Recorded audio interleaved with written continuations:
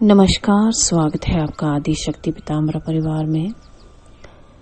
जैसा कि आप सभी जानते हैं कि 15 अक्टूबर से शारदीय नवरात्रि प्रारंभ है और इसी दिन ही घट स्थापना भी की जाएगी। तो एक हमारे पीताम्बर परिवार से जुड़ी हुई साधिका हैं और कुछ लोग और भी हैं जिन्होंने मुझे व्हाट्सएप किया था और साधिका ने जो है कमेंट किया था कि नवरात्रों में किस प्रकार पूजा करनी चाहिए, क्या विधान रहता है, उसके ऊपर वीडियो बनाइए। तो मुझे रितु, अनुजा, भार्गव, चंद्रेश और ईशान, इस तरह से और भी बहुत सारे नाम हैं जो मुझे याद नहीं है। उन सब ने मुझे व्हाट्सएप किया था कि आप नवरात्रों की घट स्थापना पूजा कैसे प्रारंभ करनी है और कौन से मंत्र का जाप करना चाहिए, साधना करनी चाहिए इस बार, उसके ऊपर वीडियो बना दीजिए। तो मैं आज इस वीडियो के माध्यम से आपको इस शारदीय नवरात्रों में क्या विशेष रहेगा, कौन से मंत्र का जाप करने से अधिक फायदा मिलेगा, ये मैं आपको बताऊंगी। जो इस बार के शारदीय नवरात्रे हैं वो 15 अक्टूबर 2023 से शुरू होने वाले हैं। तो जो कलश स्थापना जो आपने करनी है और जो खेतरी बीजनी है, यानी जो आप जौ उगाएंगे, उनका जो मुहूर्त रहेगा वो 6:27 से शुरू हो जाएगा और ये 10:15 तक रहेगा। इसमें आप घट स्थापना कर सकते हैं, कलश स्थापना कर सकते हैं, नवरात्रि की प्रथम पूजा संपन्न कर सकते हैं। और वैसे तो जो नवरात्रों की विशेष पूजा रहती है उसमें ये होता है कि आप जिस मंत्र से दीक्षित हैं अपने गुरु से, दुर्गा जी के किसी भी मंत्र की, उसकी साधना कर सकते हैं। इस नवरात्रों में क्या विशेष है? इस नवरात्रों में ये विशेष है कि जो दुर्गा जी हैं वो हाथी पर सवार होकर के आ रही हैं। जब भी दुर्गा जी हाथी पर सवार होकर के आती हैं तो इसे बहुत ही शुभ माना जाता है। जो दुर्गा जी के साधक हैं या दुर्गा जी की प्रसन्नता के लिए जो साधना, व्रत, उपवास या पूजा अर्चन करना चाहते हैं, उनके लिए ये शारदीय नवरात्रि बहुत ही उपयुक्त हैं। जिनके बच्चे 8 या 9 वर्ष से ऊपर हैं और जो ये चाहते हैं कि उनके बच्चे पूजा पाठ करें, तो इन शारदीय नवरात्रों में भी उनसे प्रारंभ करवाया जा सकता है पूजा पाठ को। कलश स्थापना का मुहूर्त मैंने आपको बता दिया। वैसे तो क्या होता है कि जो साधारण विधि जो रहती है, जो लोग विशेष साधना नहीं कर पाते हैं, उनके लिए ये होता है कि आप सुबह उठकर पहले 6:27 के आसपास आप अगर कलश स्थापना करना चाहते हैं तो कर लीजिए, खेतरी बीजना चाहते हैं बीज लीजिए, और जो भी आपको मैया को श्रृंगार अर्पित करना है, अगर आपने दिया जलाना है, अगर अखंड दिया जलाना है, तो 6 बजे के बाद और 10 बजे के पहले पहले ये सारे कार्य आपको संपन्न कर लेने चाहिए। और जो लोग पहली बार दुर्गा जी की प्रसन्नता के लिए उपासना करना चाहते हैं, व्रत करना चाहते हैं, उनके लिए भी ये नवरात्रि सर्वोत्तम है। आप कोई भी कार्य जो आप करना चाहते हैं वो इन नवरात्रि विशेष में कर सकते हैं, क्योंकि ये नवरात्रि बहुत ही शुभ है और इनमें दुर्गा जी की सवारी जो है वो हाथी है। अब बात करते हैं कि दुर्गा जी की साधारण पूजा नवरात्रों में कैसे कर सकते हैं, या जो लोग साधना नहीं करते हैं वो किस प्रकार उपवास रख सकते हैं। जो लोग पेशेंट हैं, चाहे उन्हें डायबिटीज है या बीपी है, या कुछ लोग ऐसे हैं जो साधना नहीं कर पाते हैं, उन्हें क्या करना चाहिए? उन्हें सुबह उठकर स्नान इत्यादि करके व्रत धारण कर लेना चाहिए, दिया जला लेना चाहिए। दुर्गा जी की जो भी पूजा अर्चना करना चाहते हैं, फल फूल श्रृंगार इत्यादि भगवती को अर्पित करना चाहते हैं, वो कर लें। और उसके बाद आप अपने गुरु से मिली हुई दुर्गा जी के किसी भी मंत्र की, अगर नहीं मिला है तो नवार्ण मंत्र की, आप जो है इसमें माला अपने सामर्थ्य अनुसार 1, 3, 5, 7 कर सकते हैं। उसके बाद पूरा दिन फलाहार रह सकते हैं। अगर आपको दवाई वगैरह लेनी पड़ती है या पूरा दिन आप व्रत नहीं रख सकते हैं तो आप फलाहार ले सकते हैं, जैसे फल, और फलाहार में आप आलू और साबूदाने की खिचड़ी होती है, कुट्टू के रोटी की आटे की जो रोटी होती है वो भी आप ले सकते हैं, या दूध या कोई भी सात्विक आहार ले सकते हैं, लेकिन अन्न नहीं होना चाहिए। और जो लोगों को दवाई बहुत ही आवश्यक रहती है वो एक समय सादा भोजन भी कर सकते हैं जो बिना लहसुन प्याज के हो, जिसमें हींग, बैंगन इत्यादि वर्जित है।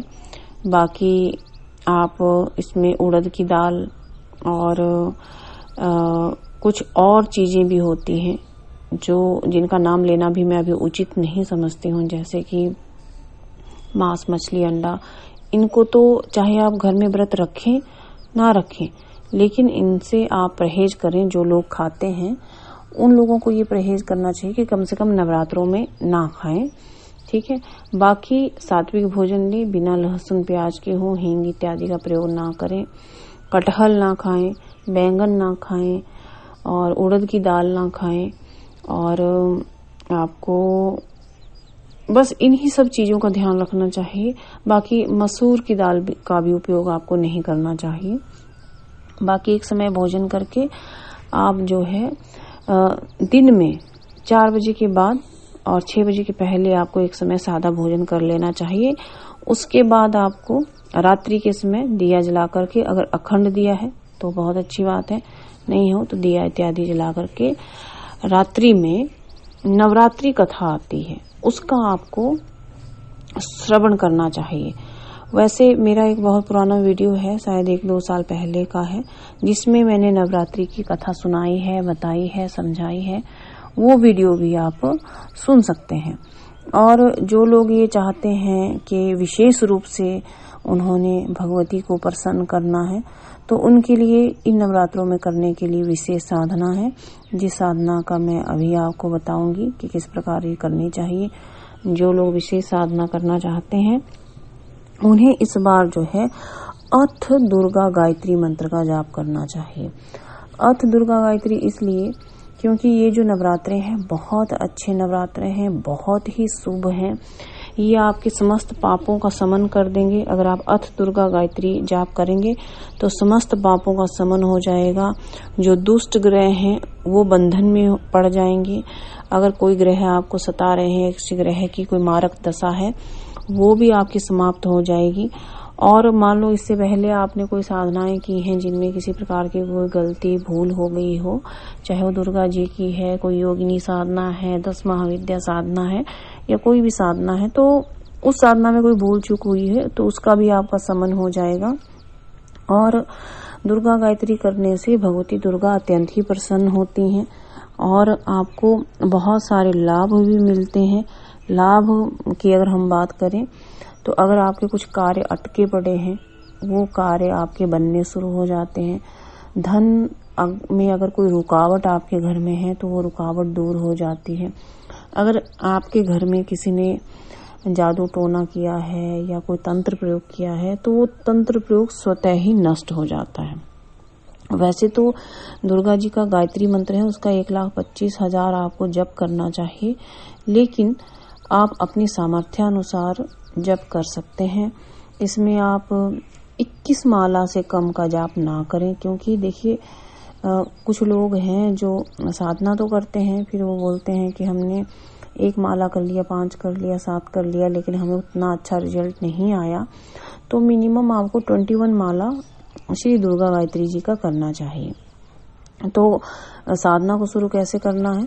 जो लोग साधना करना चाहते हैं वो 4 साढ़े 4 बजे के बीच में उठ जाएं, स्नान इत्यादि कर लें और जो घट स्थापना का जो मुहूर्त मैंने बताया है उसमें कलश इत्यादि की स्थापना कर लें।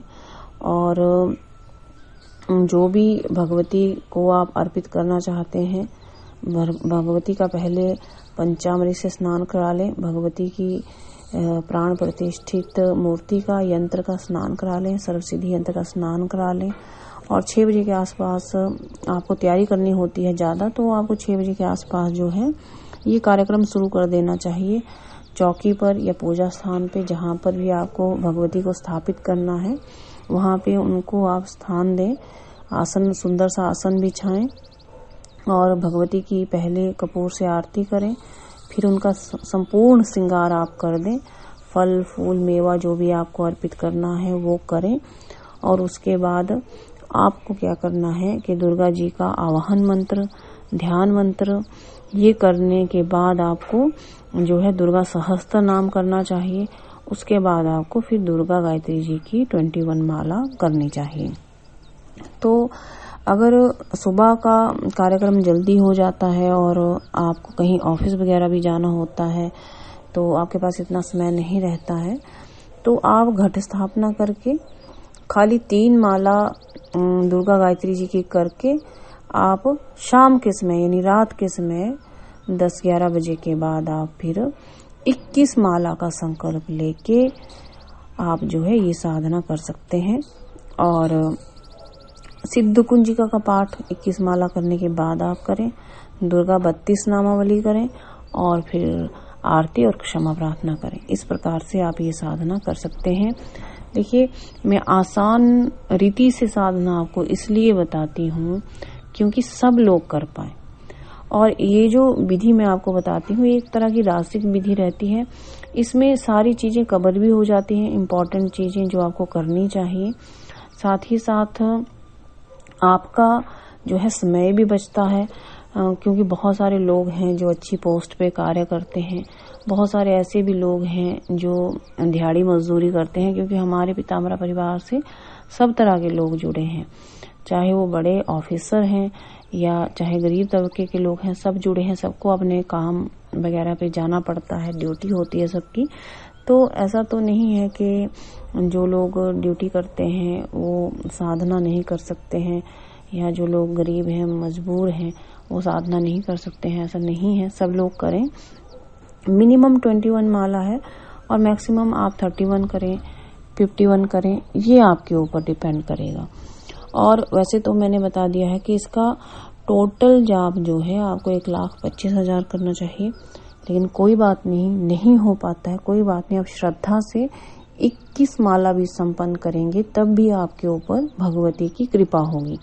और एक और बात कि जो आपकी साधना बच जाती है वो अगली बार आप अच्छा कोई शुभ दिन देख करके वो साधना शुरू कर सकते हैं, क्योंकि देखिए आपके पास अभिमंत्रित सामग्री होती है, उस सामग्री को आप संभाल कर रखें। आप पर डे भी 1 माला जाप इन नवरात्रों के बाद कर सकते हैं। और देखिए, आप हवन जो है नवमी को ही कर लें, हवन नवमी को ही कर लें और कन्या पूजन भी नवमी को ही कर लें। 9 दिन के इस बार पूरे नवरात्रे हैं, कोई दिन कम नहीं हो रहा है। अगर जो लोग बढ़ाना चाहते हैं, मतलब जो लोग इस साधना को आगे कंटिन्यू करना चाहते हैं 9 दिन से भी आगे, तो नवमी को हवन कर लें, कन्या पूजन कर लें, उसके बाद भी इस साधना को आप कंटिन्यू रख सकते हैं। चाहे आप 21 डेज रखें, 31 डेज रखें, ऐसा आप कर सकते हैं। वो इसलिए क्योंकि कुछ लोग हैं जो साधना को आगे भी कंटिन्यू रखते हैं, तो उनके लिए ये सुविधा भी है। अब मैं आपको बता देती हूँ कि अथ दुर्गा गायत्री मंत्र क्या है और इसका उच्चारण किस प्रकार से करें। मंत्र है ओम सिंह वाहिन्ये विद्महे वरदायिने धीमहि तन्नो देवी प्रचोदयात्।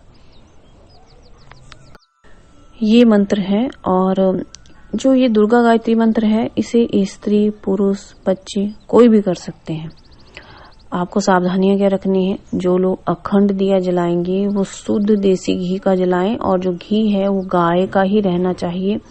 अगर आप नहीं उस व्यवस्था कर पा रहे हैं तो आप तिल के तेल का दिया भी जला सकते हैं। और अखंड दिए का आपको बार बार ध्यान रखना चाहिए, वो बीच में नहीं बुझना चाहिए। दिए को ऐसे स्थान पे जलाएं जहां पर एग्जॉस्ट भी हो, साथ ही साथ कोई हवा इत्यादि आकर के दिए को ना बुझा पाए। जब भी आप दुर्गा गायत्री जी का मंत्र जाप शुरू करें तो विशेष रूप से आपको साधना शुरू करने से 15 मिनट पहले ही स्नान करना चाहिए। लाल वस्त्र धारण करने चाहिए। इसमें हर एक चीज जो आपकी रहेगी, जो भी आप उपयोग में लाएंगे, चाहे फल है, फूल है या जो भी चीज है, आसन है, सब आपका लाल होना चाहिए, क्योंकि भगवती को लाल रंग अत्यधिक प्रिय है। और जो लोग चाहते हैं कि भगवती दुर्गा की उनके ऊपर अपार कृपा हो, उनकी सिद्धि हो और भगवती दुर्गा जी का हाथ उनके ऊपर हो, वो अपने आचरण में भी सुधार करें और कुछ पाने के लिए नहीं। जैसे लोगों की वैसे बहुत सारी इच्छाएं होती हैं, सांसारिक इच्छाएं होती हैं कि धन मिल जाए, गाड़ी, ये वो, इस तरह की चीजें रहती हैं कि जॉब मिल जाए, तब भी आप ये साधना कर सकते हैं। लेकिन अगर आप बिना कोई मनोभाव रखे या कोई जिज्ञासा रखे या बिना किसी आप सांसारिक वस्तु को प्राप्त करने की इच्छा अगर आप नहीं रखते हैं, तब ये साधना करते हैं, तो आप देखेंगे कि इस साधना में आपको बहुत ही दिव्य चमत्कारिक अनुभव तो होते ही हैं, भगवती की कृपा भी होती है। वैसे भी माँ तो माँ होती है, माँ को मालूम होता है कि मेरे बच्चों को क्या चाहिए, मेरे बच्चों को जीवन यापन करने के लिए क्या चाहिए। लेकिन अगर आपकी विशेष मनोकामना भी है, नौकरी की है, धन की है, व्यापार की है, या कोई विशेष इच्छा है कि आपका कोई अपना घर हो या आपका कुछ अच्छी जॉब लग जाए, या कोई व्यवधान है, कोई कोर्ट केस है, कोई शत्रु परेशान कर रहे हैं, दुष्ट ग्रह सता रहे हैं, या और कोई सांसारिक समस्या है, तो उसके लिए भी आप इस साधना को कर सकते हैं। सबसे बड़ी बात ये आपके समस्त पापों का शमन भी करती हैं भगवती, और ये अत्यधिक शक्तिशाली साधना है जिसका मैं अपने शब्दों में वर्णन नहीं कर सकती हूँ, क्योंकि भगवती दुर्गा तो ऐसी भगवती हैं जिससे सभी अन्य देवियां प्रकट हुई हैं। भगवती दुर्गा ही पराशक्ति हैं, आदि शक्ति हैं, इसी से ही 10 महाविद्याएं हैं, 9 दुर्गाएं हैं, अन्य सभी देवी देवताएं हैं। भगवती दुर्गा ही एक ऐसी मात्र देवी हैं जो इस ब्रह्मांड को धारण करती हैं। अब बात करते हैं कि साधना में नियम क्या रहेंगे।